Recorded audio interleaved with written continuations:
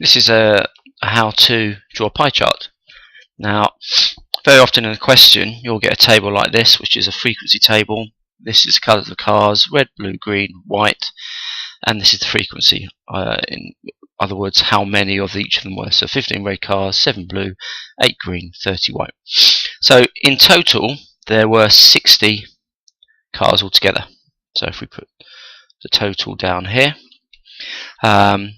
just add those up. 15, 7 and 8 is 15, 15 and 15 is 30, plus 30 is 60. Now, the point of a pie chart is to draw it and represent the proportion of these numbers in a sector of the circle. Normally you get given this as well. If you don't, you just use your compass and draw a circle, draw a line up there. And we need to divide this in the same proportions as we have here.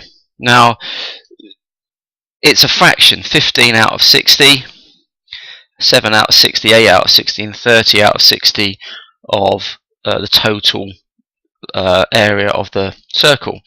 Now, what we do here is to work it out. We use a protractor and work out the angle of each of the values. So in this case, red, 15, we want what proportion is 15 of 60. Now, to do that, we know that the total angle here is going to be 360, because it's 360 degrees all the way around. So we have to work out how we get from this total, which is the frequency total, to the angle total, because they're the same proportion in a sense. Now, to get from 60 to 360, I multiply by 6. Now, the best way of working this number out here is actually to do 360 degrees divided by 60, and that gives me the value of 6. So if I multiply the total amount by 6 to get to 360, I multiply each of these values by the same amount, 6. So 15 times 6 gives me the angle, which is 90 degrees. 7 times 6 is 42 degrees. 8 times 6 is 48 degrees, and 30 times 6 is 180 degrees. Now, we probably could have guessed that, because 30 is half of 60, so we could have probably guessed that it was 360.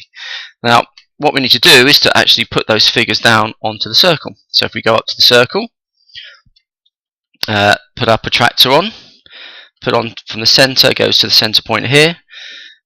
Our 0 point is on the outside, and we need to measure first of all round to 90 degrees, which is there. Okay, I then draw a line from there to the center, and that gives me there. I'll do it in pen so it's easy to see, and then that gives me the red. The blue is 42 degrees, so I now don't go from the start again, I now go from where I've just drawn my line. 0 is still on the outside, 42 degrees is there. Measure in, and that is blue.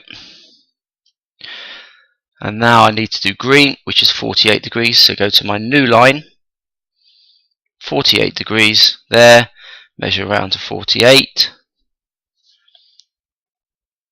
down, and that's green.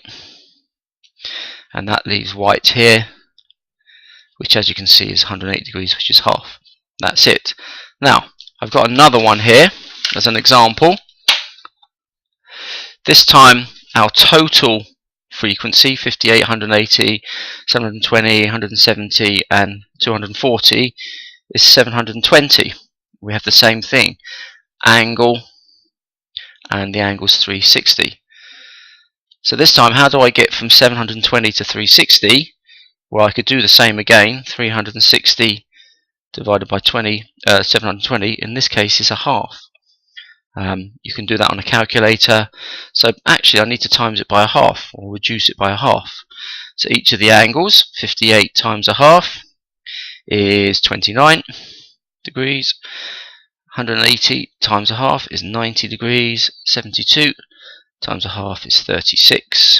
170 times a half is 85 degrees, and 240 times a half is 120 degrees. Now, always check, always add those up. the same process that goes down here.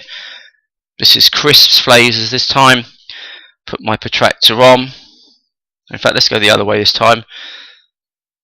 This time my 0 is on the inside scale, not on the outside, and so I measure around 29 degrees. So 10, 20, the one before 30, which is there, up to there, and that becomes bacon. And your job is to get this table in your book, copy that down for next lesson.